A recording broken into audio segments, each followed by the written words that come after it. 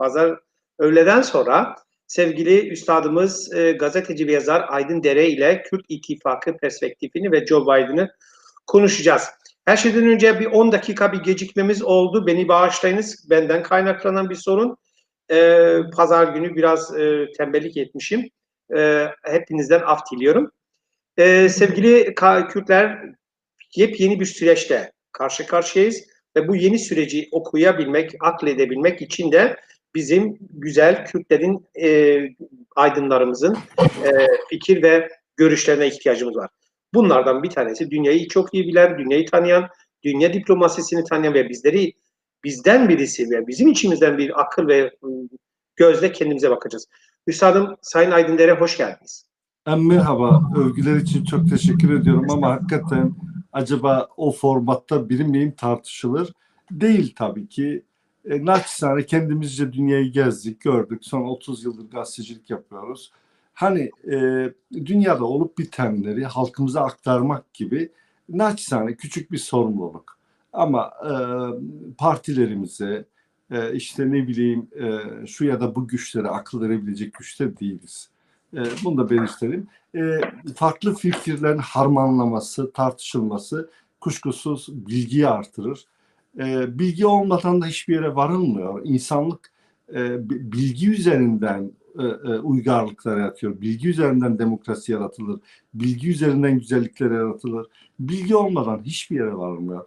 Dolayısıyla bilgi toplumları gelişir. Bilgi sahibi olmayan toplumlar gelişmiyor ve artık dünyayı yöneten bilgidir, bilinçtir. Zaten medeniyetleri de ortaya çıkaran bilinçtir. İnsanı da bugünlere ulaştıran bilinçtir. Dolayısıyla yoğun bir bilgi alışverişi, bunun sentezlenmesi ve gerçeğin sentezlenmesi, ortaya çıkarılması kuşkusuz çok çok önemlidir. Buyurun, sorunuzu sorun. Bence hayır, bence Kürtler birbirlerini sevmeli, övmeli, takdir etmeli. Ben sizi takdir eden bir kardeşiniz olarak söylüyorum. Abarttığımı da düşünmüyorum. Sizi yakinen tanıyan bir kardeşiniz olarak söylüyorum. Düşüncelerinizi bilen, sizden zaman zaman istifade etmeyi becerebilen bir kardeşiniz olarak söylüyorum. O açıdan ben o kanaatin, sizin dediğinizde, sizin paylaştığınız kanaatte değilim.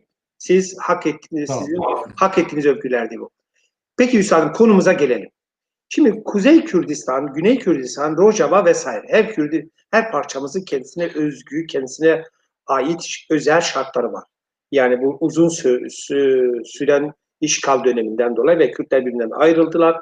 Maalesef aralarına sınırlar konuldu. Evet. Dolayısıyla da her parçamıza özgü şartlarımız oluştu. Biz bu akşam, daha doğrusu bu öğleden sonra Kuzey Kürdistan'ı sizinle daha çok sohbet etmek istiyorum. Kuzey Kürdistan'a dönük fikir ve görüşlerimizi sohbet edelim istiyorum. Üstadım, şu anda Kuzey Kürdistan'da durum nedir? Tam olarak nasıl bir röntgen çekersek ondan sonra yavaş yavaş bu Kürt partileri arasındaki ittifakı konuşma ve tabii ki Joe Biden'ı buna dahil edeceğiz. Evet, dikkat edilirse 70 yıllardaki tüm Kürdistan uzmanlarının ya da Kürdistan davasını yürüten politikacı yazarların ortak bir fikri vardı. Kürdistan devriminin Kuzeybatı Kürdistan'dan başlayacağını ve bunun öncülük yapacağını ve bu kanaat kesindi. Fakat doğal olarak da böyle olması gerekiyordu. Çünkü en büyük parça işte 20-30 milyon civarında bir Kürt potansiyelinden söz ediyoruz. Hatta bu tek başına bile dünyanın birçok devletinden çok daha fazla kalabalık bir ulus ve kalabalık bir nüfusa dayanıyor. Tarihi kökleri, farklı özellikleri de bir tarafa bırakalım. Şimdi ama maalesef gelinen süreçte bu böyle olmadı. Yani Başur ve Rojava çok daha fazla ön plana çıktı. Bu gerçekliği kabul etmek gerekiyor. İran'ın aşırı despotik, sömürgeci özelliğinden ötürü maalesef şey var. Yani orada da çok ciddi bir mobilizasyon, örgütlenme ortaya çıkmadı. Varlar, Kürtlüklerini koruyorlar, dil ve kültürlerini koruyorlar. Bu geleceğe dönük çok önemli bir şeydir, sosyolojik gerçeklik. Yani orada zemin kazanılacak anlamına geliyor. Fakat Kuzeybatı kuşkusuz çok önemli bir çıkış yaptı. 80'lerden sonra Kürt hareketi buna çok önemli bir öncülük yaptı. Bu gerçeği kabul etmek lazım. Kürt kimliğinin bilincinin uluslaşmasının gelişmesine de önemli katkıları oldu. Bir takım hatalarının yanı sıra kuşkusuz hiçbir şey yapmayanın hiç hatası da olmaz deriz. Sonra legal alanda çok önemli çalışmalar yürütüldü. Ard arda birçok parti kuruldu. Bu partiler sürekli kapatıldı. Bunların vekillerine, politikacılarına, yürütücülerine ağır zindan cezaları verildi. Şimdi gelinen aşamada sanırım bu legal alan 25. yılını aştı. HDP çok önemli bir tecrübe kazandırdı. HDP çok önemli bir güç. HDP'yi hepimiz destekledik. Desteklemek durumundaydık. Çünkü prensip olarak ulusal birlikten yana isek kendisine Türkiye Partisiyim demelerine rağmen destekledik. Çünkü sonuçta bu bir Kürt gücü, Kürt potansiyeli, Kürt enerjisi. Kuşkusuz Türkiye'yi demokratikleştirmek ya da işte Türkiye'de demokrasinin gelişmesini sağlayarak demokratik yollarla bir takım haklar elde etme projesi çok yanlış değildir. Fakat mesele Türkiye olunca yani bir ülkede kuşkusuz bu çalışmalar yürütülür. Bu bir yöntem, bir taktik olabilir. Yani sonuçta Türkiye buna izin vermedi. Türkiye'nin politik yapısal konumu maalesef HDP'ye dönük bir fobi geliştirdi. Fakat HDP'nin şöyle çelişkileri de var. Yani Türkiye Partisi fakat aldıkları cezalar tamamen bir Kürt cezası, Kürt olmaktan kaynaklanan, Kürtlerin haklarını istemekten kaynaklanan cezalar. Fakat söylem, slogan, çalışma ise tamamen demokratik bir Türkiye. Yani burada bir çelişki de var. Belki Kürtlerin samimiyeti, belki politikasızlık, belki de geleceği çok iyi kestirememek vesaire. Yani sonuç olarak HDP Türk devletinin sömürgeciliğin gazabına uğradı ve bugün onlarca milletvekili zindanlarda. Şimdi bunlara 10 ile 15 yıl ağır zindan cezaları verilmiş. Bunu çok çok önemsiyorum. Bu insanlarımıza ne olacak? 10 binlerce HDP'li içeride. Toplam 100 bine aşkın Kürt politikacı içeride. Şimdi bu ne olacak? Bu insanlarımızın ömrü içeride mi çürüyecek? Diğer taraftan HDP'ye dönük baskılar o kadar çok ağır ki HDP şahsında Kürtlerin gözü korkutuluyor. Siyasetten uzaklaştırmak ya da Türkiye'leştirmek ya da entegre etmek Türkiye'ye.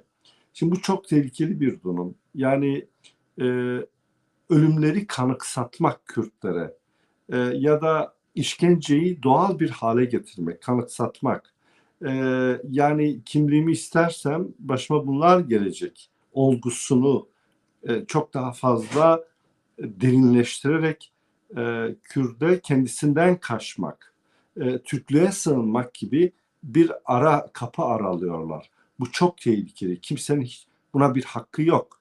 Mesela son dönemlerde işte Kürtler de, Türkler de, bir takım demokratlar da Kürtlere karşı ırkçılık var deniliyor.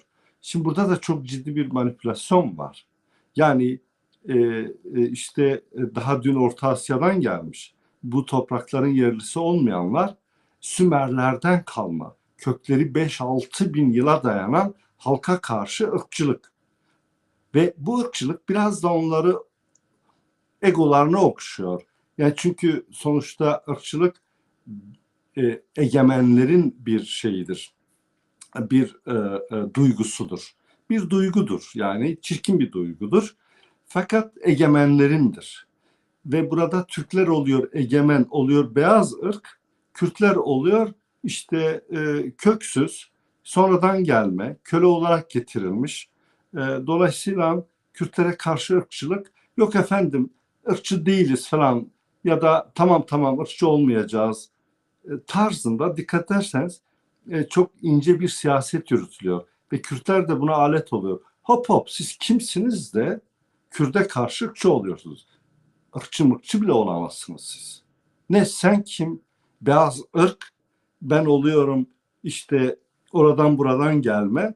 Sen de beni eziyorsun, çiğniyorsun falan. Bu arada yok efendim tamam bizim şeylere söyleriz, çocuklara söyleriz. Size karşı ırkçılık yapmasınlar. Tabii iyi bir şey yapmıyorlar falan. Bu arada dikkat ederseniz böyle egolar şişiyor falan. Devlet Bahçeli, soysuz bir adamsın sen. MHP'liler, AKP'lilerin önemli bir kısmı. Beş paralık adamlarsınız. Siz kim? Kürtlere karşı ırkçı olmak kim? Siz ırkçı bile olamazsınız. Çok adi adamlarsınız. Pespaya adamlarsınız. Bir halkın dilini yasaklamak ırkçılık bile değil. Faşizm bile değil. İnsanlıktan çıkmış olmaktır. Dehşet bir şeydir. Sen kimsin ya? Faşizm bile bir takım halkların dilini yasaklamamıştır. Bundan öte bir şeysiniz. Yeni bir isim bulmak gerekiyor size. Yani bilemiyorum buradaki şeyi anlatabildim mi? Yani Türklerin bir kesimine işte Kürdü linç edene ırkçı demek bir yerde onları biraz böyle şişindiriyor. Yani diyorsunuz ki üstadım ırkçılık bile bir seviyedir. Tabii ki, tabii Bir ki. seviyedir. Tabii ki. Sizin öyle bir seviyeniz bile yok. Şimdi Amerikalıların efendim beyazları Afrika'dan köle getirilmiş zencilere karşı ırkçı pozisyonuna bakın. Sonra bir kısmı da diyor ki bizim bu beyaz ırkçılara, egemenlere ya ırkçılık ayıptır. Tamam ayıptır. Yapmayacağız falan. Şimdi biz de oluyoruz zenci. İşte bu ırkçılar Türkler oluyor. Amerikalı beyaz. Sen kimsin ya? Böyle bir pozisyonumuz yok ki. Evet. Bizim böyle bir pozisyonumuz yok. Tam tersine biz size karşı ırkçı olabiliriz. Olabiliriz. Eğer böyle bir pozisyon olsaydı biz olmalıydık. Olmaz çünkü sizin şeyinize karşı diyelim ki Türkleri aşağılamak. Yani biz egemen olmuşuz ve Türkleri aşağılıyoruz. Bu pozisyonda ırkçılık mümkün olabilirdi. Kürtlerin bir kısmı Türklere karşı ırkçı olabilirdi. Bakın. Acaba bu konuyu iyi anlatabildim mi? Yani diyorsunuz ki yani bizim köklü tarihimiz, Tabii ki, kökümüz, tabii ki. asaletimiz belki bazılarımızı size karşı ırkçı yapabilir. Yapabilirdi. Çünkü seviye yüksek. Evet. Ama sizin Şimdi, kökünüz yok, tarihiniz yok, yok yalan yani. ve dolan. Siz neyin peşindesiniz? Hayır Yani, sen Hollandalı değilsin, İngiliz değilsin. Sen uygarlık yaratamamışsın. Köle getirdiklerine karşı sen köle getirdiklerine karşı ırk muamelesi yapamazsın. İkincisi şöyle bir durum da var. Yani peki üstadım yani sizce Türklerin bu tavırları hayır şöyle aşağılık kompleksinden mi geliyor? hayır. Bir ırkçılık yok. Onu demek istiyorum. Yani ırkçılık yapabilecek pozisyonları yok.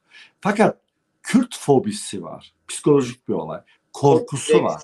Kürt korkusu şudur. Yani bu vatanın Türkiye'nin tırnak içinde bir kısmında oturan işte Malatya'ya kadar coğrafyasında Kürtler yaşıyor. Kürtler burayı devlet yapabilir. Sonra da çok daha örnek, demokratik ve güçlü bir devlet olabilirler. Bunun altında eziliyorlar. Burada bir ırkçılık söz konusu değil. Çok aşağılık bir kompleks var. Yani bunların Kürtlere karşı ırkçılık dediğimiz olgu aslında çok ciddi bir aşağılık kompleksidir. Bravo. Ve Kürt fobisidir.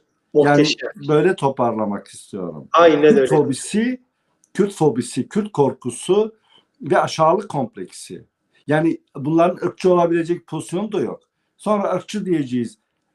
Irkçı olmaları uluslararası hukukta nasıl yargılanır? Yargılanmaz. Sadece işte ayıp ediyorsunuz. Kınanır vesaire. Ama biz farklı bir halkız. Biz Amerikalı zenciler değiliz. Farklı bir ulusuz. Bizim ulus olmaktan, farklı bir halk olmaktan kaynaklanan haklarımız var. Biz onlara yaranmıyoruz ki. Yaranmaya çalışsak, entegre olmaya çalışsak ırkçılık söz konusu olabilir. Bakın. Muhteşem bir tespit. Bakın. Kürtler sizin gibi olmaya çalışmıyor. Sizi örnek de almıyor. Müsaade. Yani siz mesela çok da iyi bir yerde değilsiniz. Siz hiç duydunuz mu Sırplar Kosovalılara karşı ırkçıdır? Hayır, ırkçı olabilecek durumu yok. Kosovalılar asil ve o toprakların yerlisidir. Sırplar da Kosovalıları asimile etmek istiyordu. Irkçılık yapmıyordu. Onun saldırıları ırkçılık kapsamına girmiyor. Bir halkı etnik Yok, olarak ortadan kaldırmayı yok amaçlıyor. ettik, evet. Bakın şimdi Türkiye'nin suçu ırkçılıkla itham edilirse hafifliyor, suç hafifliyor. Ama siz bir halkı etnik olarak ortadan kaldırma projesine ırkçılık derseniz Türklerin suçunu aklıyorsunuz. Muhteşem. Bakın çok ciddi bir Harika. olay. Ve bu dikkat edersen Türklerin hoşuna gidiyor ırkçı demek. Ya tamam siz hele asimile olun da biz de adımız da ırkçılığa çıksın. Ama ırkçılığın yargılanacak bir özelliği yok uluslararası hukukta. Çok önemli. Muhteşem bir tespit. Gerçekten çok önemli. Orası çok önemli. Şimdi biz gelelim. Yani özür dilerim. Burayı bir daha açalım. Yani aslında Türklere ırkçı demekle aslında Türklerin günahını, suçunu hafifletmek suretiyle onları kurtarmıyor muyuz? Tabii ki.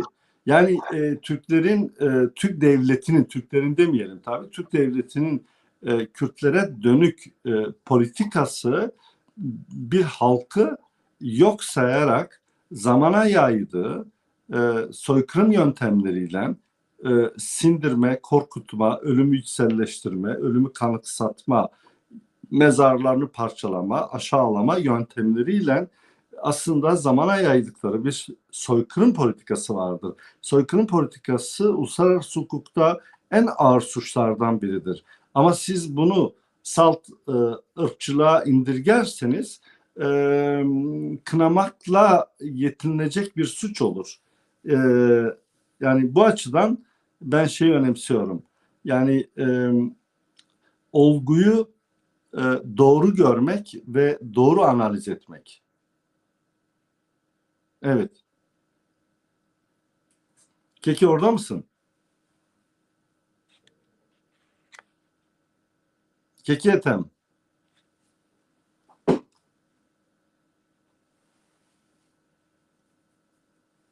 Keki Ethem.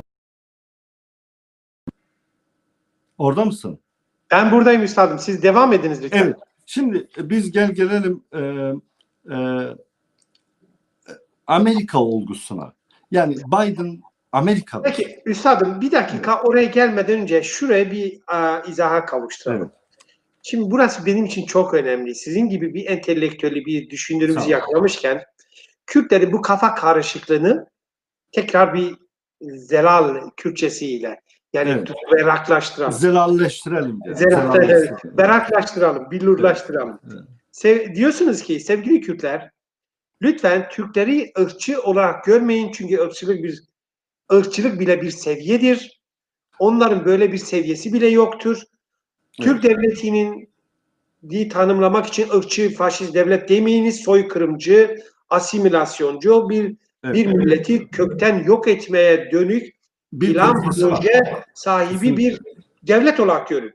Tabii ki. Yani çok önemli. Şunu söylemek istiyorum. Şimdi ırkçı olmak bir suçtur ama ırkçının eyleme geçmemiş, soykırıma varmamış bir pozisyonu ağır bir suç değil. Ama Türk devletinin Kürtlere dönük politikası soykırım politikasıdır. Zamana yayılmış bir soykırım politikasıdır. Ona sadece ırkçı demek suçunu hafifletiyor. Buna dikkat etmek gerekiyor. Çok ve önemli. Onları Amerikalı beyaz bizleri de zenci konumuna sokuyor ve biz oluyoruz Türkiye'nin zencileri. Hayır, biz Türklerin hiçbir şeyi değiliz. Bravo. Sorun burada. Biz farklı bir ulusuz, farklı bir halkız. Biz Türklerin zencileri falan değiliz. Yani Devlet Bahçeliler, Erdoğanlar kim oluyor ki onların zencileri olalım? Onlar bizim kadar asil değil ki. Bravo. Yani biz ırkçı olabilirdik onlara karşı. Ama değiliz erdemimizden. Yani niye bunu sordum üstadım biliyor musunuz? Evet. Sürekli özür diliyorum. Kürt siyaseti ve Türk siyaseti ağız birliği yapmışçasına Kürtleri özellikle bu solcu ve ümmetçi siyasetçiler Kürtlerin sorunlarını bir demokrati bir iktidar meselesi gibi iktidarın yaptığı bir zulümmüş gibi, bir haksızlıkmış gibi göstermek suretiyle otokton haklarında Ya onu mesela şöyle, anlatmak. mesela örneğin yani Türkler ister ki, Türk devleti diyelim, ister ki Kürtler Türkleşsin, Türkiye'lileşsin ama onlara da tüm dünya alem ırkçı desin. Burada bir sorun yok. Rahatsız olmazlar değil mi bundan? Ya Bak şimdi ya çok önemli bir olay. ya Ya tamam ırkçılık yaptık yani yaptık da ama bu arada bizim Kürtler de Türkleşti, kazandık falan filan hikayeleri. bitti. Aynen öyle.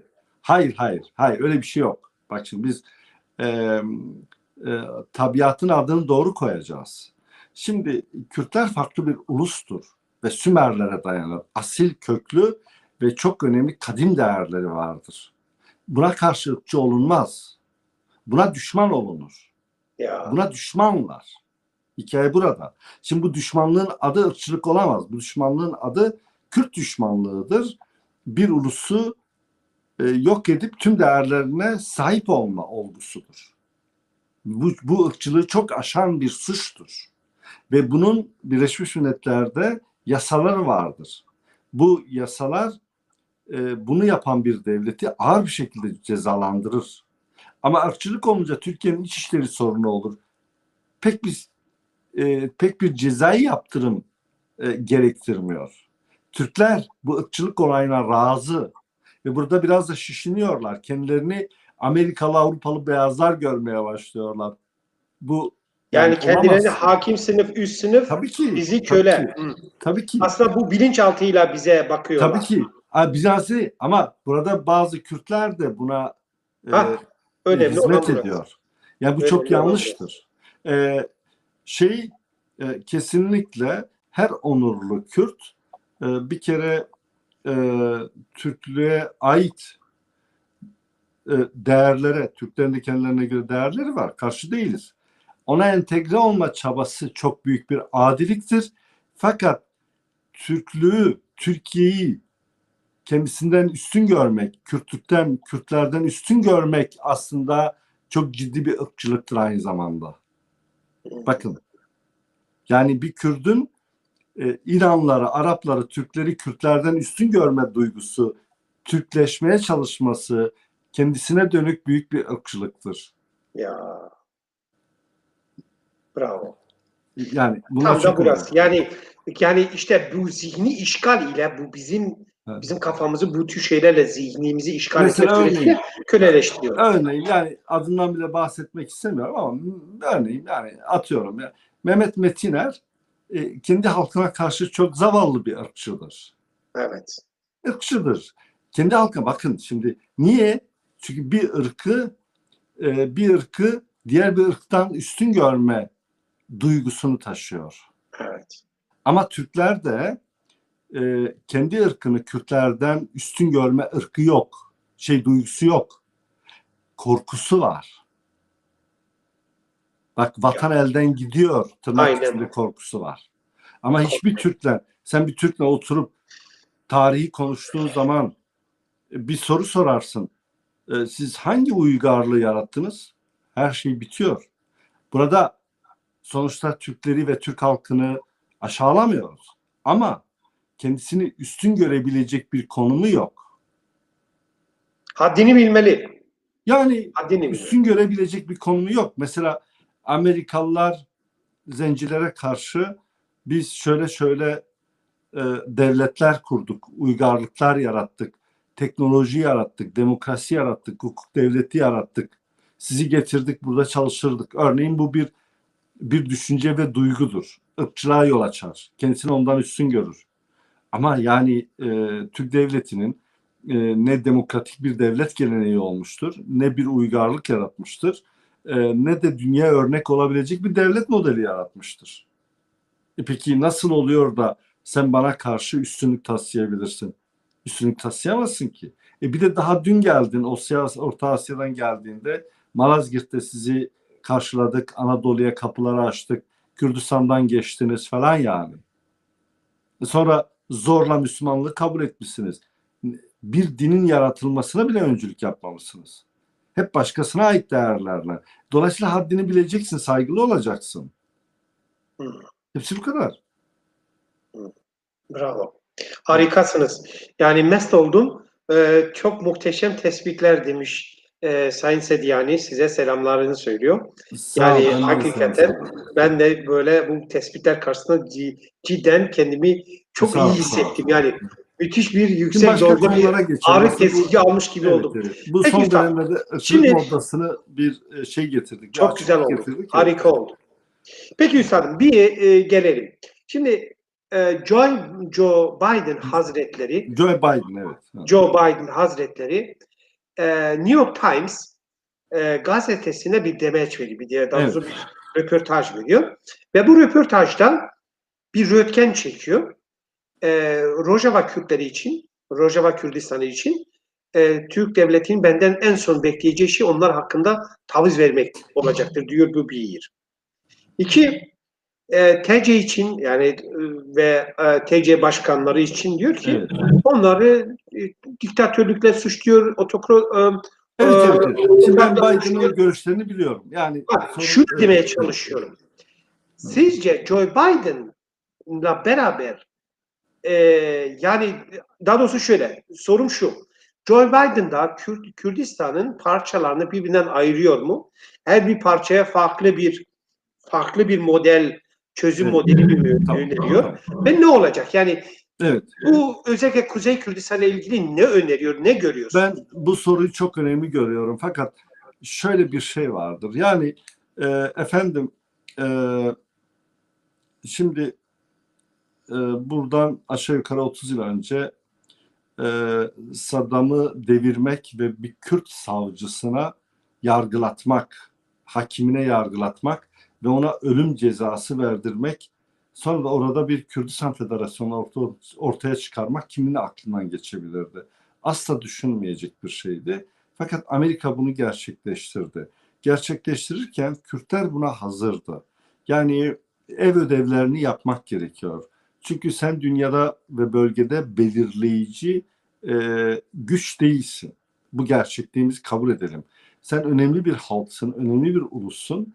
Ama bu köklü işte 100 yıllık devletlere karşı hava sahası olan, düzenli orduları olan bu devletlere karşı hazırlıklı değilsen tabii ki uluslararası güçler de seni ciddiye almaz. Seni kale almaz. Seni bir güç olarak görmez. Sana yaslanmaz. Sana güvenmez. Şimdi uluslararası güçlere ve müttefiklerimize güven vermemiz gerekiyor. Onların yaslanabileceği bir dayanak olabilmek gerekiyor. Onların bizim coğrafyamız hakkında bir takım projeleri varsa. Peki bu projeleri nedir? Örneğin yani her zaman kötü şeyler mi? Kuşkusuz değil. Yani bu değişiyor. Diyelim ki Irak'ta bir Kürsan ortaya çıkarılması, e, Iraklı bir takım milliyetçi Araplar için çok kötü bir şey. Ama Kürtler için çok iyi bir şey. Diyelim ki Türkiye'de Kürtlerin bir takım ulusal haklarının kabul edilmesi Türk milliyetçileri için çok kötü bir şey. Ama Kürtler için çok iyi bir şey. Yani söylemek istediğim burada iyilik ve kötülük kavramları toplumlara göre göreceli olmaya başlıyor. Bunun pek bir önemi yoktur. Ama bizim için esas olan insanlık değerlerinin çok daha fazla değer görmesi, çok daha fazla kökleşmesi, orada varlık göstermesidir. Nedir bu insanlık değerleri? Demokrasi, o toplumların bir arada barışık olarak yaşaması, nasıl mümkün olabilir? Bu toplumların herkesin kendi hakkına kavuşmuş olmasıyla mümkün olabilir. Dolayısıyla Kürtlerin kendi komşu halklarına göre onların da o kadar haklara sahip olması gerekiyor. Barış da böyle sağlanır, huzur da böyle sağlanır. Amerika'da böyle bir politika gidiyor. Ha bu başkaları için kötü bir şey olabilir ama gerçeğinde iyi bir şeydir. O zaman nasıl oluyor? Joe Biden'ın demokrat başkan iktidara geliyor. Bir Kürt dostudur, oradaki ezilenlerin dostudur. Neden çok önemli? Bir, dünyaya egemen en önemli güçtür. Dünyanın %30 ekonomik gücüne sahiptir. Hakeza %35 askeri gücüne sahiptir. Hakeza İsrail bu gücün Orta Doğu'daki bir eyaleti konumundadır. İsrail'le de dost olmak gerekiyor. Şimdi Rojava Biden'ın iktidara gelmesiyle birlikte kendisine göre bir hazırlık yaptı. Hatta Erdoğan'ın bile işte reformlardan bahsetmesi onun ne kadar tedirgin olduğunu gösteriyor. Becerecek mi, beceremeyecek mi, ne olacak onu bilemiyoruz. İran bile farklı bir hazırlık içerisinde. Bölgedeki Araplar bile kendilerine göre bir hazırlık içerisinde. Irak'ın üçe bölünebileceği duyumları var. Neden üçe bölüneceği? Çünkü oradaki Araplar, Şiilerle Suniler anlaşamıyor. Dolayısıyla oradaki Şiiler çok daha fazla İran'a yakın. Sonra İran coğrafyamızda demokrasinin gelişmesi önünde, insanlığın gelişmesi ve güzelleşme önünde çok ciddi bir engel. İran'ın dizayn edilmesi gerekiyor. Bunun dışında sonradan sıra Türkiye'ye mi gelir? Nasıl olur bilemiyoruz. Yani işte Zarap'ın hoppala kendisini Amerika'da ve içeride bulması çok enteresan bir şey. Yani demek ki Amerika bunları yapabildi. Sonra işte Halkbank müdürü her neyse orada işte yargılanıyor. Türkiye'nin ellerinde çok ciddi dosyaları var. Türkiye'yi yargılayacaklar. Türk parası eriyor. AKP hakikaten kan kaybediyor. Fakat 20 yıldır iktidarda olmasının da bir anlamı var. Anlam şudur. Galiba tüm Türk partileri ve kurumları Erdoğan'a Kürtleri öldürme karşılığında başkanlık payesi verdi. Ona iktidarda kalma payesi verdi. CHP dahil, Ergenekon dahil. Dikkat ederseniz Ergenekon'la anlaşıp tüm Ergenekoncuları serbest bıraktılar. Diğer taraftan tek düşmanları biraz FETÖ kaldı. FETÖ'yle hala iç içeler. Ama burada Türkiye'nin tüm kurumları ve partileri Erdoğan'a Kürtleri öldürmek karşılığında iktidarda kalma payesini verdiler. Bu bir gerçektir. Yoksa Erdoğan'ın iktidarda kalması bu kadar hırsızlık ve yolsuzluğa rağmen, bu kadar cinayete ve bu kadar insanları tutuklamasına rağmen iktidarda kalması hakikaten mümkün olamazdı. Ama dikkat ederseniz şimdi mümkün. Mümkün çünkü Kürtleri öldürdüğü sürece Erdoğan bunu tırnak içinde hak ediyor bu başkanlığı Türkiye'li partiler açısından. Şimdi biz burada HDP'yi dikkate alalım. Şimdi tüm bu güçlerin AKP'ye, Erdoğan'a Kürtleri öldürme karşılığında iktidar payesi ortamında bir de HDP var. HDP de bu parlamentoda. Şimdi her gün dayak yiyor. Her gün dayak yiyor. Yani korkunç bir şey. İşte bir kadının etrafını onlarca, yüzlerce polis sarmış falan. İşte biz burada Jinjiyan Azadi falan diyoruz. Sanki bu polisler o kadından korkuyormuş gibi bir hava yaratıyoruz. Değil. Devlet burada sana devlet olma gücünü gösteriyor. Bunun farkında değilsin. Ya sen bir şeysin. Sen bak kafeste bir kelebeksin. Zayıfsın. Ömrün bir günlüktür falan demek istiyor. Şimdi diğer taraftan mesela şey çok önemli. Devlet istese HDP'yi kaç dakikada kapatabilir? Yani Erdoğan'ın telefon etmesi, savcılara, savcıların karar alması 5 dakika mı alır? Hepsi bu kadardır. Yani HDP'yi kapatabilirler. Ama anlaşılan şu ki birçok nedeni var. Bir, kolu kanadı kırık bir HDP kapatılmaya tercih edildi. Yani kolu kanadı kırık, fonksiyon görmeyen, gerçek amacına ulaşmayan bir HDP tercih edildi. Peki o zaman böyle bir HDP de işe yaramıyor. Ne işe yarıyor? Kendi şahsında hani şu şeyde diyelim ki nezarethanede ya da işkencede polisler birisini aşırı şekilde linç ederek döverken yüzlerce mahkuma da gözdağı veriyor ya. Şimdi HDP böyle bir pozisyona girdi. Yani dayak yiyen mahkum ve diğer mahkumların gözünü korkutan bir işkence mağduru konumuna girdi. Dikkat ederseniz. Ya sürekli dövülüyor, aşağılanıyor. Mesela işte aşağılık bir MHP'li HDP'lilere her neyse dolayısıyla tüm Kürtlere aşere demiş. Şimdi tabii bu aslında bir soykırım mesajıdır da. Kim oluyorsun lan? Kim oluyorsun? Yani bu kadar pespaya tipler dahi HDP üzerinden Kürt halkına dil uzatıyor. O zaman HDP'nin bir atraksiyon yapması lazım. HDP'nin bir taktik yapması lazım. Tüm bu tuzaktan kurtulması için, bu e, tutuklu diğer mahkumlara işte mahkumların gözünü korkutmak için işkence mağduru pozisyondan çıkması lazım. Yani işkence mağduru pozisyonu. Peki bu nasıl mümkün olabilir? Bence artık HDP'nin de işte bu Türkiye'leşme ve benzeri bir takım hedefine ulaşması mümkün olmayan politikaları iflas etmiştir. Yani bunu kabul etmeleri lazım. Yani e, diyelim ki Selahattin ve benzeri milletvekillerine hakikaten yeterince sahip çıkamadılar. Bu gerçeği de kabul etmek lazım. Yani sahip çıkamadılar. Sahip çıkabilecek güçleri de yok.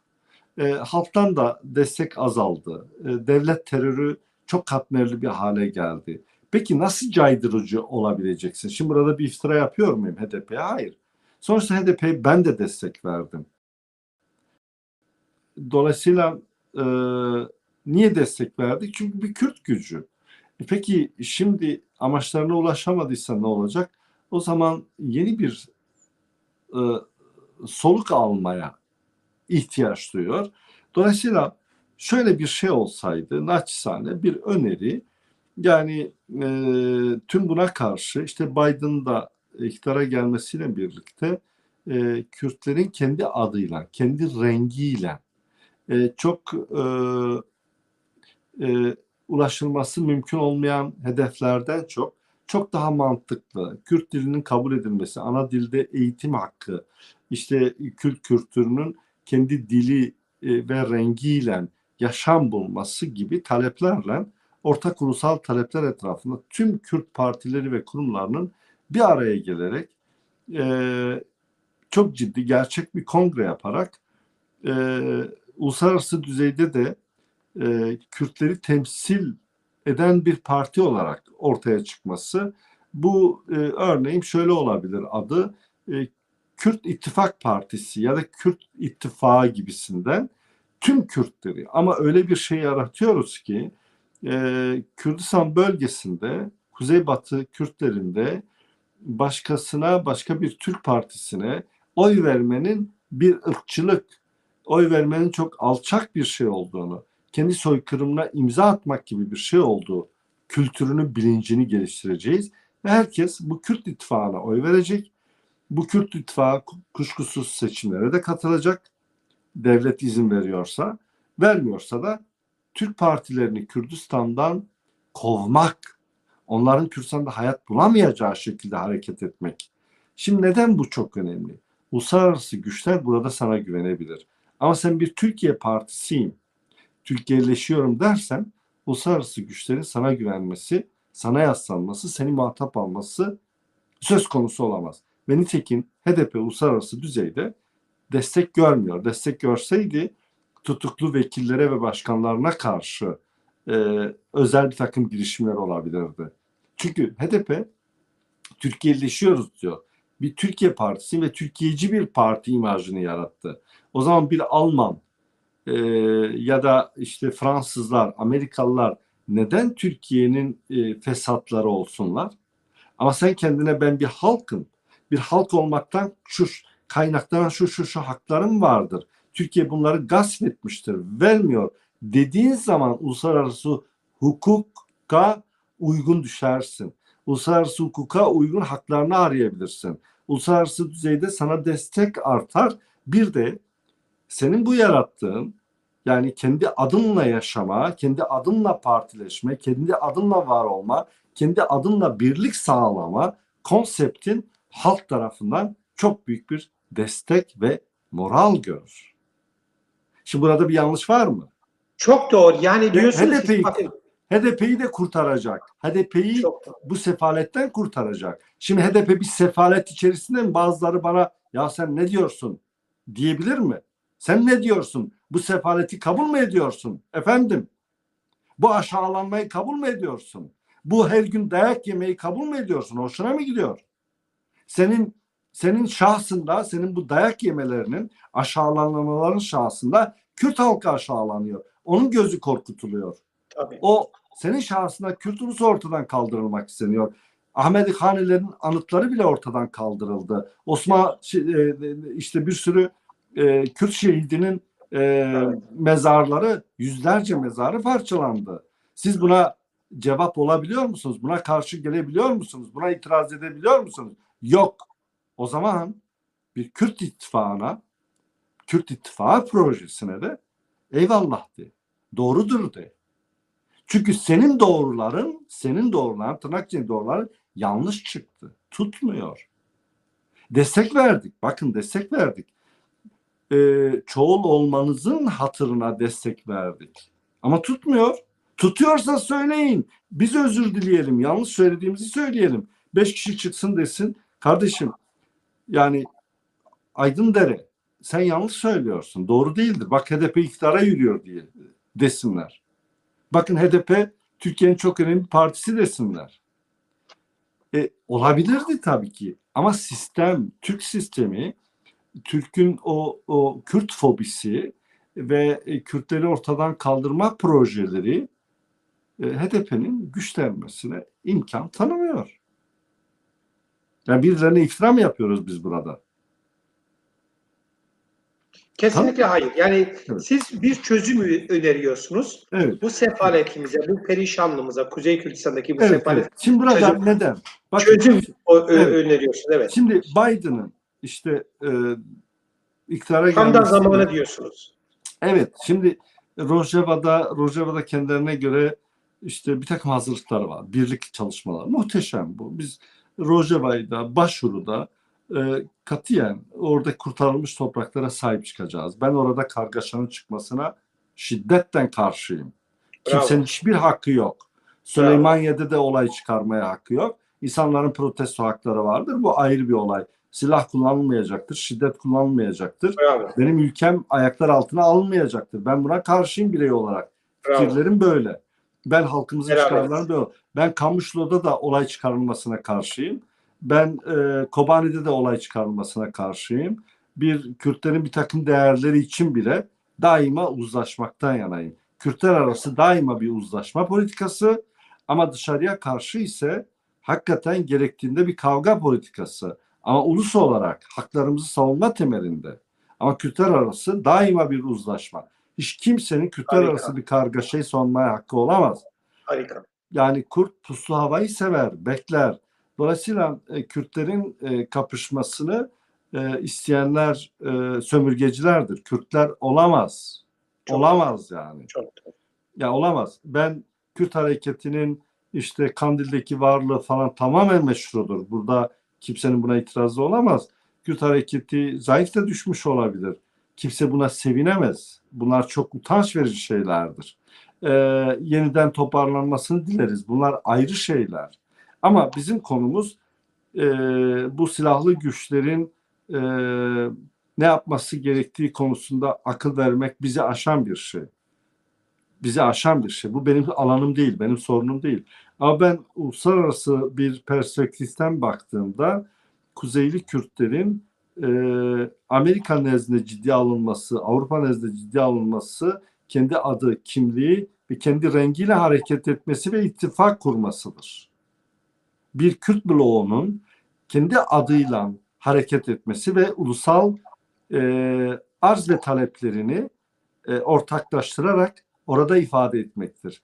O zaman işte benim liderim, senin liderin, benim paradigmam, senin paradigman tartışmaları ortadan kalkıyor. Bakın çok önemli. Muhteşem.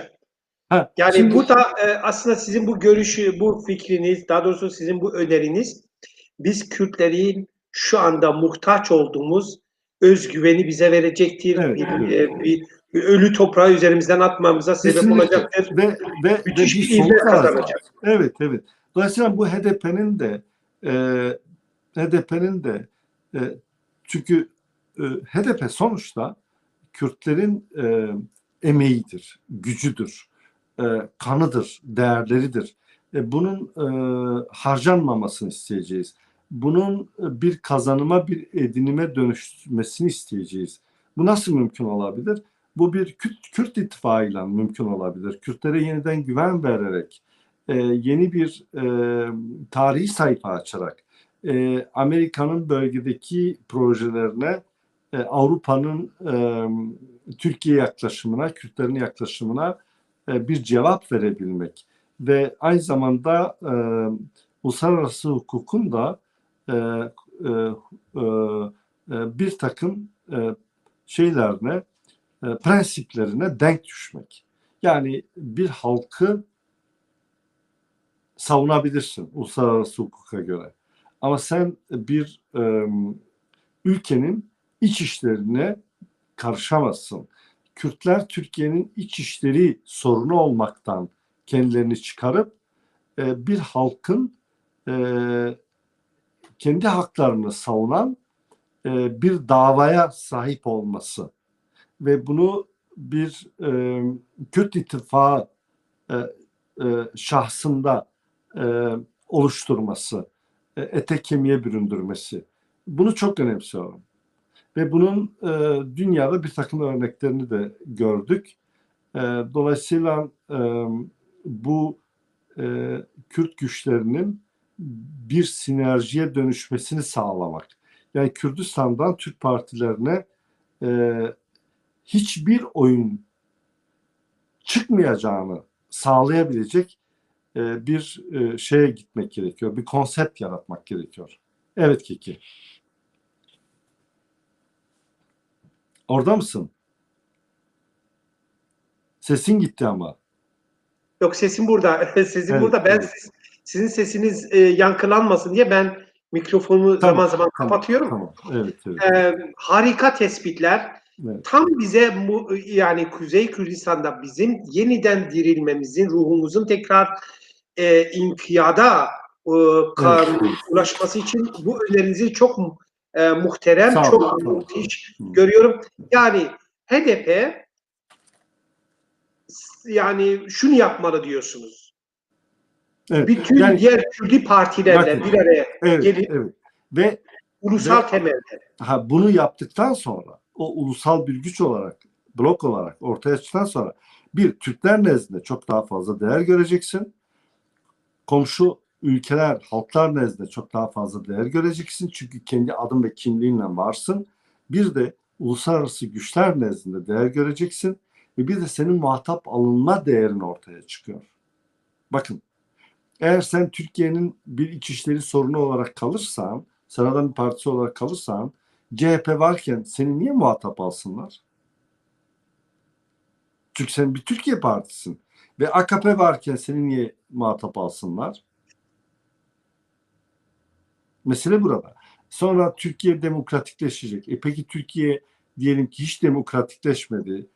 Biz de bu arada hiçleşecek miyiz yani? Nasıl oluyor bu işler? Yani bu Türkleri Galiba demokratikleştirmek. üstadım anahtar kelimeyi bulduk. Anahtar cümleyi bulduk.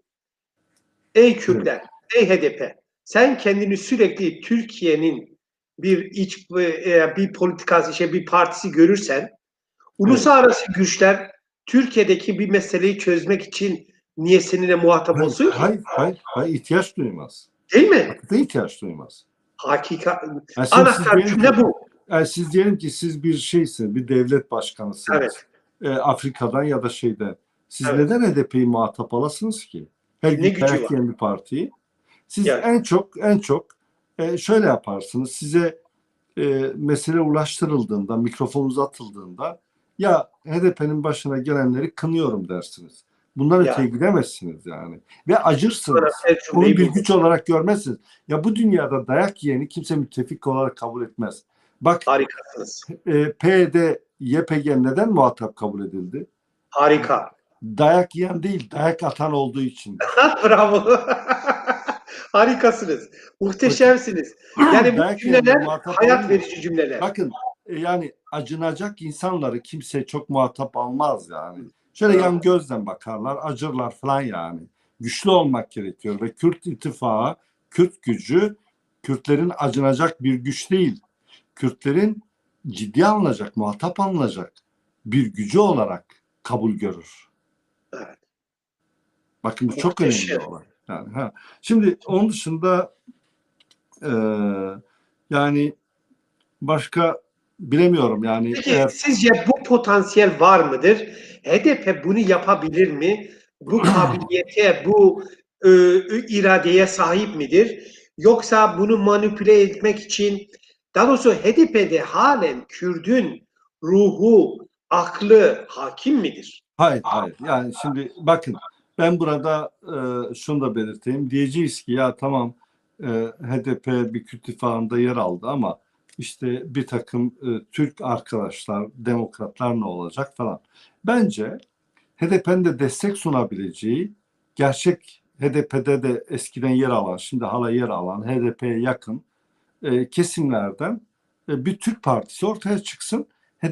Kürt ittifakıyla müttefik olsun. Yani onları hiçe saymıyoruz.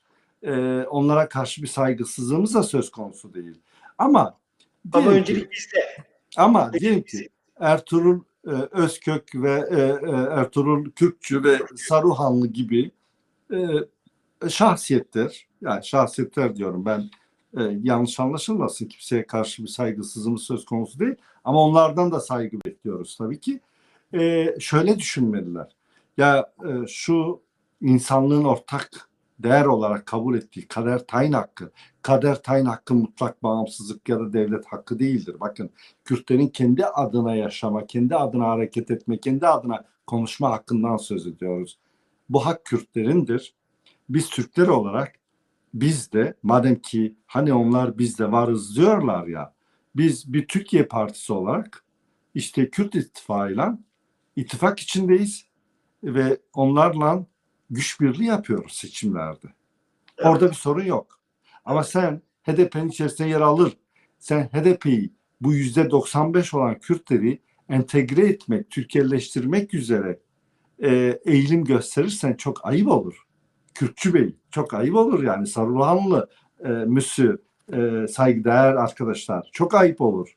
Yani bunun sosyalizmde, bunun komünizmde, bunun İslam'da, bunun ahlakta yeri yoktur. Kürtleri Türkiye entegre etmek çok tehlikelidir, çok yazıktır. İnsanlık adına yazıktır. Yüreğimi okuyorsunuz. İnsanlık adına yazıktır. Bir iki yorum okumak isterim size müsaadenizle. Evet. Rabin Dert Botki der ki Rumi hocamız tam Ethem abinin yüreğinden geçenleri okuyor gibi konuşuyor. Doğru söylüyor. Evet. Doktor Ali Küçük der ki teşekkür ediyorum kendisine. Size destek veriyor. Diyor ki merhaba Aydın ve Ethem hocam Türkiye ve Kuzey Kürdistan'da yasal olan parti ve güçleri birleştirmeli. Evet. Kürdistan ittifak oluşturulsun. Evet. Bu ittifak yasal bir blok parti altında bir araya gelmeli. Türk demokrat ve çevrelerde katılmalı. Kürdistan ittifak geniş yelpazede Kürdistan'ı asgari bir program oluşturulsun. Evet. Kimlik ve dil tanımadan özellik, federasyon, konfederasyon, bağımsızlar kadar hepsi kapsamalı. Evet. Yasal blok HDP'yi yenileme temelinde olabilir ve yeni bir parti kurarlar veya yeni bir parti kurarlar. Yasal partide Kürt kimliği tanınsın, Kürtçe ismi eğitim dili olsun, Kürtçe dili olsun ve benzeri talepler konulsun. Ayrıca demokrasi ve özgürlüklere yer verilebilir.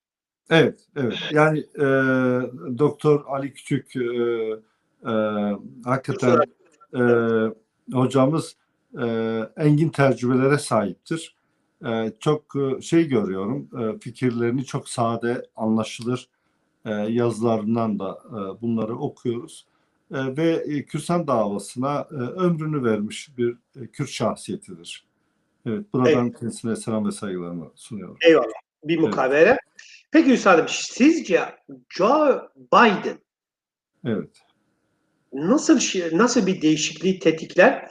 Ondan önce üstadım hatırlatmak isterim. Joe Bolton. Evet. John Bolton'un bir röportajını hatırlatmak mutlaka haberiniz vardır. Yani, zira zaman zaman sizinle sohbet ettiğimizde bundan konuşmuştuk.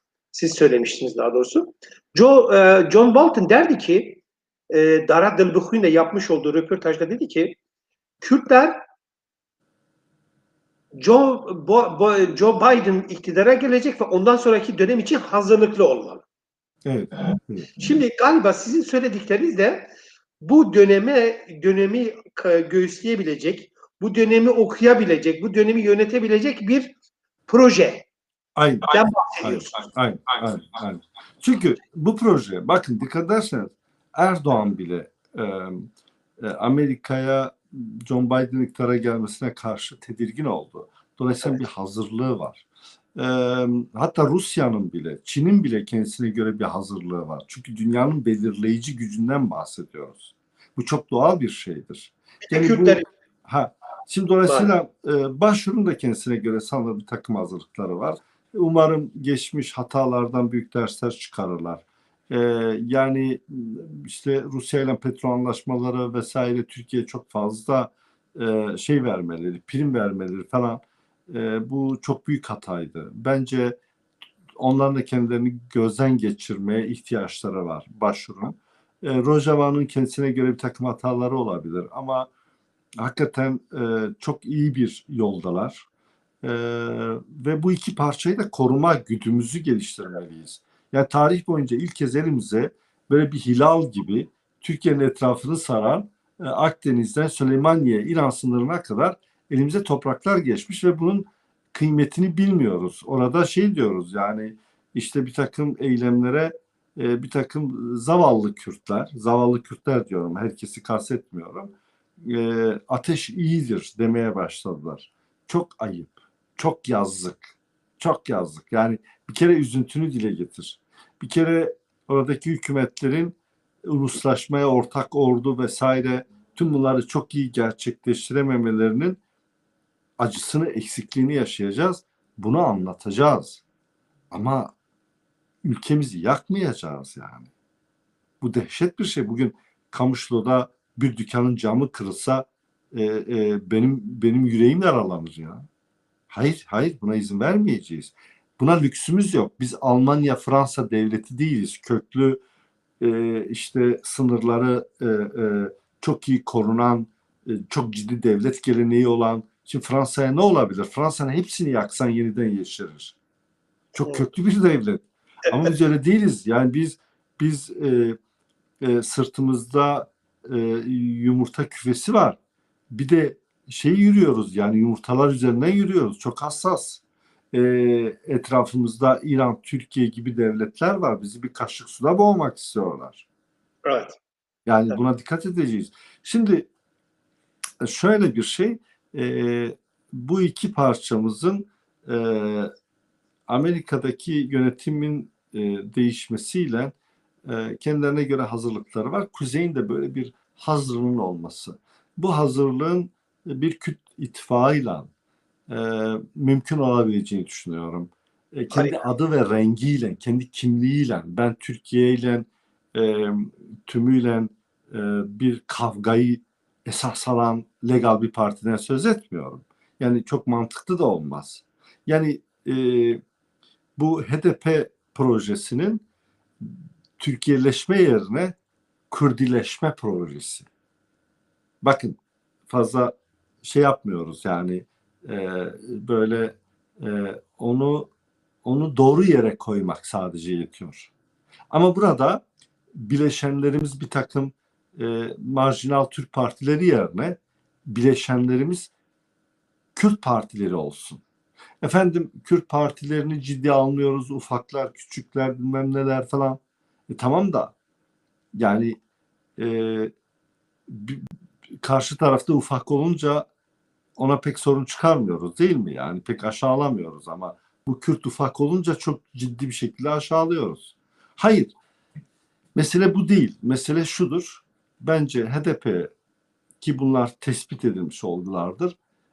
Oy verenlerin önemli bir kısmı da namus belasından veriyor. Yani oyun Türk partilerine gitmesin diye veriyor. Ama Çok sonuçta evet sonuçta toplumun neredeyse tam kesin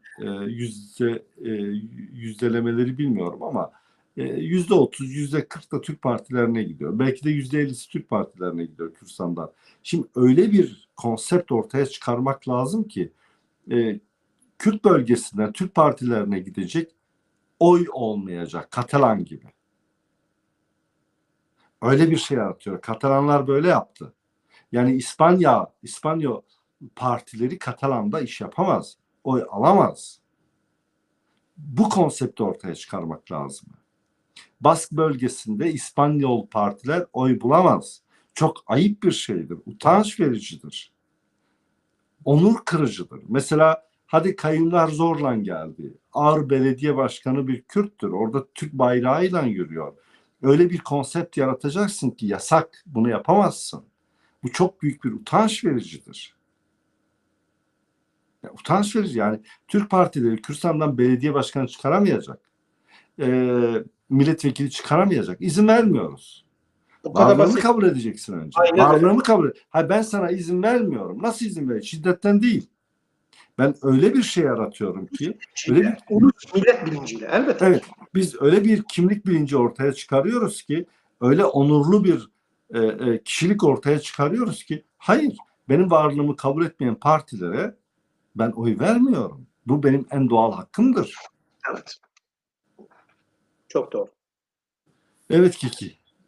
Başka bir sorun yoksa bence öznel olarak ele aldığımız konuyu şuraya bir şekilde açığa çıkardık yani biz. Evet. Üstadım gerçekten muhteşem bir şey oldu, bir Tamam. öneri oldu. Öngördüğünüz bir saatlik zamanı doldurduk. Çok iyi. Sorularınız varsa sorularınızı üstadımıza iletebilirim. Aksi halde üstadımızın isteği bir saatiydi. Bir saatlik zaman dilimini doldurduk. Şey soruyorlar üstadım, özel bir soru. Amerika Birleşik Devletleri'nde Trump rahat durmuyor. İşte askerleri toplamış, onlara talimatlar vermiş. Sizce bu Amerika'da Hayır. Ya. Amerikan devlet yapısında herkesin istediği kadar konuşabilme özgürlüğü var. Çok şey konuşulur. Doğrudur. Orada çok köklü bir şey var. Yani işte savcıların silahlı olması. Zaten Amerika'da herkes silah taşıyabilir vesaire. Çoğu eyaletinde bu var. Ama ben Trump'ın bir olaya kalkışacağını düşünmüyorum. Kalksa bile karşılığını çok feci bulur. Amerikan devlet yapısı buna izin vermez. Amerika kurulduğundan beri yani 52 devletin birleşmesinden bu yana çok uzun bir zaman oldu. İşte Kennedy gibi bir takım devlet başkanları öldürüldüyse, başlarına olaylar geldiyse onun dışında Amerika'nın bölünmesini, Amerika'da bir iç savaşın olabilme ihtimali neredeyse sıfır. Böyle bir şey görmüyorum. Bir takım olaylar çıkabilir. Amerika çok yüksek bir bilince sahip bir toplumdur. Ben bunu Amerika'dayken de gördüm. En son bir siyahinin katledilmesiyle beyazların ayaklandığını gördük ırkçılara karşı. İşte burada ırkçılık kavramı işletilebilir. Ve siyahlara karşı diz çökerek özür dileyen bir toplum gördük biz burada. Böyle yüksek bir bilince sahiptir. Ya şunu da söyleyeyim ben, yani Amerika gibi bir devleti yaratmış, onu yöneten, onun vatandaşı olan bir topluluk aptal bir topluluk değildir. Bilinçli bir toplumdur. Amerika'nın 50 üniversitesi dünyanın ilk sırada en başarılı üniversiteler arasında yer alıyor. Yani dünya biliminin öncülüğünü yapıyor. Mars'a yolculuk yapan bir ülkeden söz ediyoruz. Uzay teknolojisinin çok gelişkin olduğu, Amerikan teknolojisinin her evde ve her cepte olduğu bir dünya gerçekliğinden söz ediyoruz. Dünyanın en yetkin bilim adamlarının gidip orada çalışmak istediğini görüyoruz. En çok Amerika'yı aşağılayan sağcı ve solcuların Amerika'ya gidip sığınmak istediklerini görüyoruz. Dolayısıyla böyle İslam'dan kaynaklanan ki solculuğa da buradan geçti muhtemelen bir Amerikan düşmanlığını çok da mantıklı görmüyorum. E, Sadece şu olgudan söz etmek istiyorum. Kürtler arası solculuktan gelen büyük bir handikap işte antikapitalistlik. Şimdi Kürtlerin antikapitalist olabilme durumu yok. Yani durumu yok. Çünkü niye? Kapitalizm yok. Yani Kürdistan'da kapitalizm yok. Şimdi olmayan bir şeye düşmanlık yapıyorsun. İşte Müslümanların cine, iffete düşmanlıkları gibi bir şey. Ya olmayan bir şeyden söz ediyoruz yani. Şimdi çakı üretemeyen, bir kibrit üretemeyen Kürt toplumu Amerika kapitalizme düşmanlık yapıyor. Şimdi kapitalizm tasarlanmış, bilinçli planlanmış, oluşturulmuş bir toplum değil.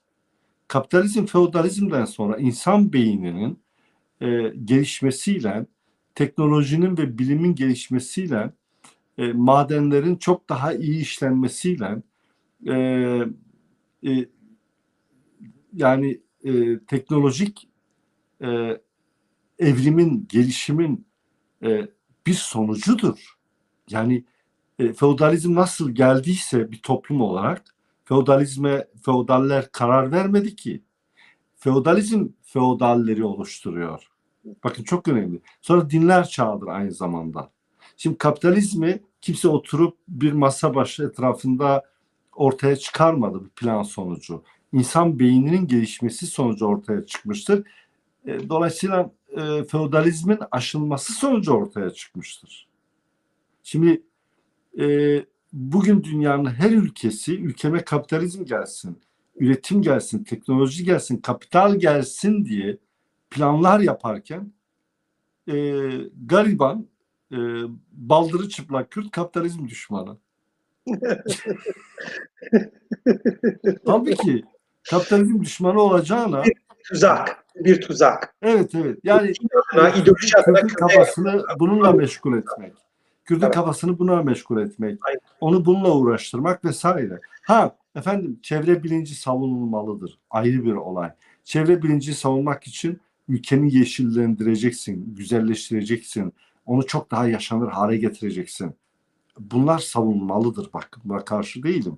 Ama kapitalizme karşı olmak bu 18. yüzyıla ait fikirler, bir takım araçların fikirleri şu temelde karşı olabilirsin. Diyelim ki kapitalizm çok vahşi bir şekilde girdi. Çok görgüsüz bir şekilde girdi. Çevreyi kirleten, aşırı sömürüyü geliştiren bir sistem haline geldi. Burada Kürtlerin de antikapitalistleri çıkar, buna bir düzen getirir. Buna bir ahlak getirir. Ama tümden ortadan kaldırılmasını istemez. Tümden ona düşman olmaz. Çevre bilinci üzerinden çok daha fazla işte ne bileyim belki de kapitalin her şeye egemen olmaması gerektiğini savunan bir toplum ortaya çıkmasını isteriz. Ama henüz kapitalizm yok bizde yani. Kaldı ki şöyle bir şey yani ulus olarak ortadan kaldırılmak istenen bir halkın davası kendini savunmak ve varoluşunu ortaya koymak, kendi topraklarına sahip olmak en temel görevken onun enerjisini kapitalizm gibi böyle bir takım tali meselelere yönlendirmek hinlik kokuyor. Hı. Mesele Peki bu. üstadım şöyle bir açıklama vardı geçenlerde bir arkadaşımız da hatırlatmış. Sayın Murat Karayılan diyor ki biz Amerika'ya düşman değiliz. Sosyalizm bir hevesli vesaire. Evet. Bir modaydı diyor hatta. Evet. Evet, Ben modaydı. onu takdirle karşıladım. Umarım üstünde durur, gereğini yaparlar. Ya umarım üstünde durur, bunu bir projeye, bunu bir kongreye dönüştürürler. Çünkü ilk kez bunu söylüyorlar. Ben takdirle karşıladım. Murat Karayılan bu sözlerini. Açıkça söylüyorum. Umarım bunu bir projeye dönüştürürler. Çünkü İsrail'e düşmanlık yapmanın bir anlamı yok. Niye yok? Ahlaki açıdan bir kere İsrail Orta Doğu'nun en demokratik toplumu. Evet. İsrail kendi içindeki Filistinlere Filistinli olmaktan kaynaklanan tüm haklarını vermiş. Bakın çok önemli bu. Yani ona komün haklarını da vermiş. Yani belediye haklarını, kendi kendisini tümüyle yönetme haklarını, kendi adıyla parlamentoya seçilme. Yani bir Filistinli İsrailli diye parlamentoya seçilmiyor. Bir Filistinli diye parlamentoya seçiliyor. Ya, Çok önemli. İkincisi, Filistinlerin İsrail'de üniversiteleri var. Kürtçe kursu bile yok. Şimdi sen ya, İsrail'e niye düşmanlık yapıyorsun? Onu anlayamadım. çok doğru. Niye Harika. yapıyorsun? İkincisi, Cehaletinden veya ideolojik veya dinsel bağnazlığından. ha, O ikincisi, evet, ikincisi e, şey olmak. Yani ben Murat Karayılan'ın o söylediklerini çok doğru buluyorum. Çok önemli bir çıkış. Hatta Biden sürecine iyi bir cevap olabilir. harika. Güzel bir bağlam Ama bu. gerekeni yaparlar mı onu bilmiyorum ben. Burası çok önemli. Yani Evet, bu sözler söylemde kalmamalı, evet, kağıt üzerinde evet, evet, kalmamalı, bunun evet, harekete geçilmesi, evet. bunun şekil politikaya dönüşmesi lazım. Harekete Yani doğruya doğru diyeceğiz biz. Yani burada biz doğruya yanlış diyebilecek kadar yanlış yaşayan insanlar değiliz. Çok ayıp bunlar ya. ya, Yani kara yılan o söyledikleri doğru. çok Hatta doğru. moda. Şimdi neden moda? Şimdi neden moda? Ben çok doğru buldum o moda terimini. Hakikaten bir modaydı. Şimdi düşünün ya bir tarikat bile 100 yıl birkaç yüzyıl ömür yapıyor.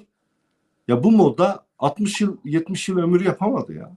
Ya, Moda tabii ki yani. Yani hakikaten bir şey olamadı. Yani dünyada bir model olamadı. Bir fobi, bir korku, kendi toplumu e, dış dünyaya çok özeniyor. E, bir kot pantolon hevesi almıştı, başını gitmişti. Özgürlük, e, yine hakeza bir bürokrasi diktatörlüğü korkunç bir şeydi. Ben bütün bu ülkeleri gezince gördüm. E, ya insanlık güzel yaşamak ve özgür yaşamak istiyor. Bu da liberal toplumların işidir. Demokrasiyle, hukuk devletiyle yönetilen toplumların sunduğu özgürlüklerdir. Bunun dışında şunu da belirtmek istiyorum. Ben e, 1990'lardan itibaren bunu Amerikalı birkaç yazar da bu konuda kitaplar bile yazıldı. Yani medeniyetler çatışması üzerine. Şimdi medeniyetler çatışmasının iyi anlaşılması gerekiyordu. Yani artık çağımız ideolojiler çağı değil. Bakın dikkat ederseniz IŞİD bir ideolojik akımdır. İdeolojik bir akımdır. Neden ideolojik bir akım? İdeolojiler şudur.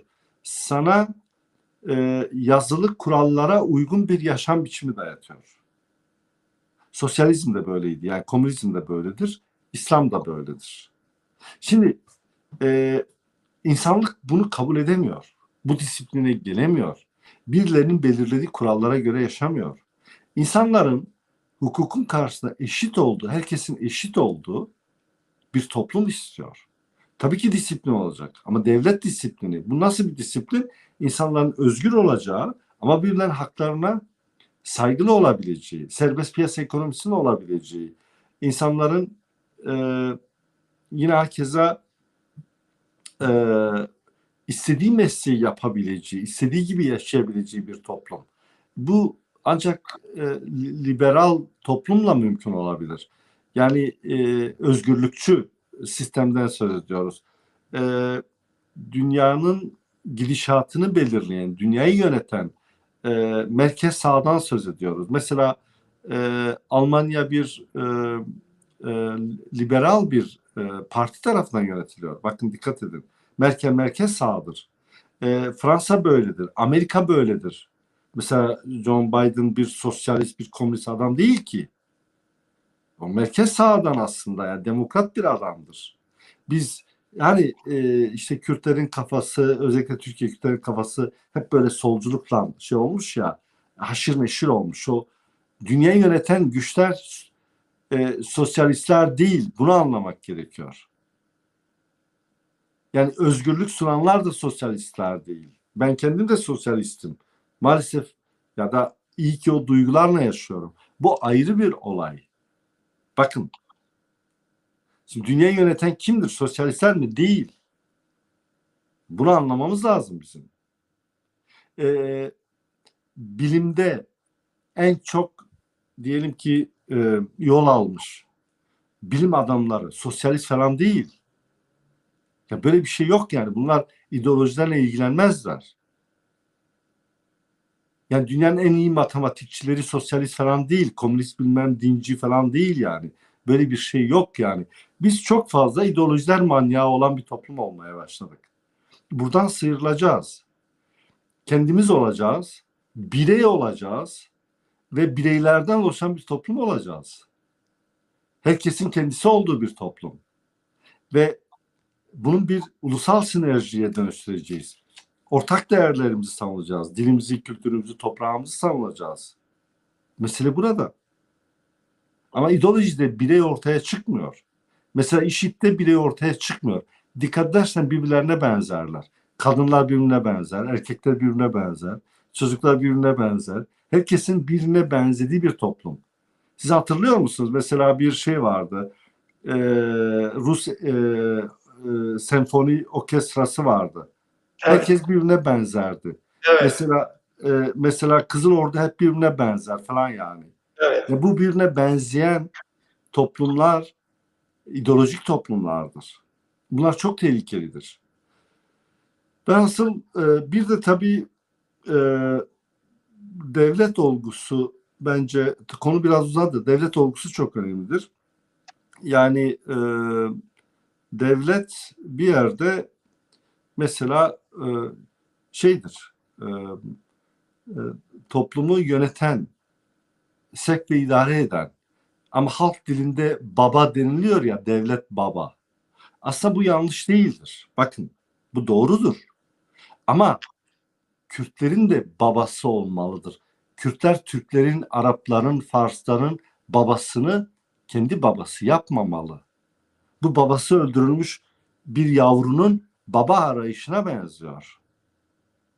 Yani Kürtler kendi devletine sahip olmalı ve kendi devletine baba demeli. Başkasının babasına baba dememeli. Bilemiyorum bir şeyleri anlatabildim mi burada? Çok detaylara girmek istemiyorum. Yani devlet gerçek anlamda bir babadır. Mesela diyelim ki siz Almanya'da öksüzlere kim bakıyor? Devlet bakıyor değil mi? Bir çocuk dünyaya geldiğinde aylığı oluşuyor değil mi? Çocukların okula gitmesine devlet sorumludur değil mi? Hatta bir aile çocuğunu okula göndermese devlet bir yere kadar müdahale ediyor değil mi? Evet. Devlet sosyal devlettir değil mi? Çalışmayana işsizlik sigortasından yararlandırıyor. Ya da sosyal yardım sağlıyor. Bu ne oluyor? Bu devlet Almanların babası oluyor. Çok. Şimdi Reisi Kürtlerin, oluyor, sahibi oluyor. Evet. şimdi Kürtlerin babası kimdir? Babasızdırlar Kürtler. Kürtler bir an önce baba sahibi olmalıdır. Devlet Babalar olmakla mümkündür. kurtarmalı ve evet. Çok doğru. Heh, Çok teşekkür ediyorum üstadımız. Ben çok teşekkür ediyorum. Tüm dinleyicilere en içten duygularımla selam ve saygılarımı sunuyorum. Ya Eyvallah. böyle bir pazar sohbeti oldu. Yani lütfen çok ciddi analizler olarak anlaşılmasın. Herkese çok selam ve saygılarımı sunuyorum. Güzel analize, perspektifti, zihin açıcıydı, akıl beraklığını sağladı ve yayının kalitesi de çok güzel oldu. Çok sağ olun. Çok teşekkür ediyorum. Gerçekten müteşekkiriz. Görüşmek üzere. Görüşmek üzere. Ben size de ayrıca bu hizmetlerinizden dolayı Kürt ulusuna buluyorsunuz. Tüm o Kürt şahsiyetlerin röportajlar yapıyorsunuz. Bunun toplumun farklı insanların tartışmasını ve konuşmasını sağlıyorsunuz. Toplumsal aydınlanmaya çok ciddi bir katkı sunuyorsunuz. Teşekkür ediyorum ayrıca. Ben teşekkür ediyorum üstadım. Sağ olun. Görüşmek üzere. Sağ olun. Sevgili kardeşlerim, sevgili büyüklerim ve dahi sevgili akranlarım, bu akşam tekrar canlı yayında karşınızda olacağız. Kürdistan saatiyle 22'de, Avrupa Brüksel saatiyle 20'de Sayın Ali Kardokos'la Kürt tarihini, daha doğrusu tarih perspektifini konuşacağız. Etimolojiye biraz ara verdik. Sayın Roni Dere'ye müteşekkiriz. Güzel bir zihin açıcı bir pazar programı oldu. Evet, Kürtlerin her halükarda birleşmesi lazım, bir araya gelmesi lazım. Elmanın sapı, üzümün çöpü demeyip asgari mutlaka ama mutlaka asgari ölçülerde bir araya gelip ulusal bir fikir ve akılla beraber bir adımlar atmalılar. Bu da yeni süreç için, yeni sürecin ruhuna en uygun hal olacaktır. Bu da aynı zamanda Kürtleri kollayan, Kürt'ün ruhunun inkiyada, yükselişe, tekrar dirilişine sebep olacaktır. Kuzey Kürdistan'a has ve hatta bütün Kürdistan parçalarında.